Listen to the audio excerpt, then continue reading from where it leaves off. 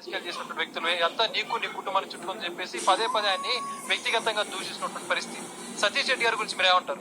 ఒకటి, సతీష్ రెడ్డి గారు స్థాయి గుర్తు పెట్టుకొని మాట్లాడితే గౌరవంగా ఉంటుంది. సతీష్ రెడ్డి గారి స్థాయి ఎవరికి తెలియదు? పులివెందల్లో 5 సార్లు నీకు టికెట్ ఇచ్చి నీకు రాజకీయ భిక్ష పెట్టింది చంద్రబాబు నాయుడు గారు, తెలుగుదేశం పార్టీ.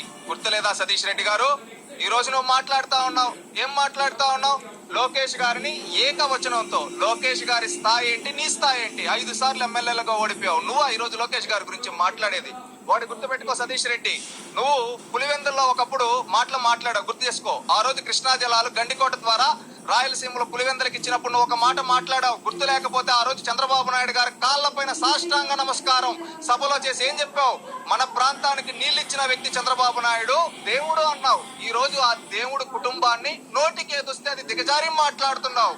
నాలిక జాగ్రత్త అని పులివెందుల ప్రజలు అంటున్నారు, గుర్తుపెట్టుకో. ఇంకొకటి, నువ్వు ఈ రోజు ఏదో పెద్ద బడా నాయకుల్లాగా మాట్లాడుతున్నావు. పులివెందులకే పరిమితమైన నిన్ను రాష్ట్ర స్థాయి వరకు తీసుకొని వెళ్ళింది తెలుగుదేశం పార్టీ, చంద్రబాబు నాయుడు గారు, లోకేష్ గారు. అది గుర్తు తెచ్చుకో. ఇంకొకటి, వేల్పుల కేసులో ఆ రోజు చంద్రబాబు నాయుడు గారు కాపాడకపోయింటే నువ్వు ఎక్కడుంటావో నీ మనస్సాక్షిని ప్రశ్నించుకో సతీష్ రెడ్డి. ఈ రోజు ఏదో వచ్చేసి సతీష్ రెడ్డి గారు పెద్ద నాయకుల్లాగా ఇదేనేదో రాష్ట్ర స్థాయి నాయకుడు అయిపోయినట్టు మాట్లాడుతా ఉన్నావు. గుర్తుపెట్టుకో, ఒకప్పుడు నువ్వు పులివెందులకే పరిమితం అయితే నీకు రాష్ట్రంలో ఒక గుర్తింపునిచ్చింది తెలుగుదేశం పార్టీ. మర్చిపోయావా? 1999 నుంచి మొన్న 2019 వరకు వరుసగా 5 సార్లు నీకు అవకాశం కల్పించింది. నీ పైన గౌరవంతో ఆ గౌరవాన్ని కాపాడుతూ నువ్వు ఇంకొకటి అంటావు. ఆ రోజు ఏమన్నావు?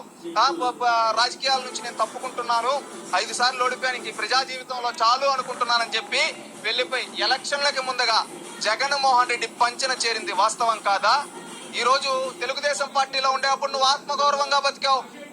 సతీష్ రెడ్డి అంటే రాష్ట్ర స్థాయిలో ఒక గౌరవం ఆ తెలుగుదేశం పార్టీ నీకు ఇచ్చింది.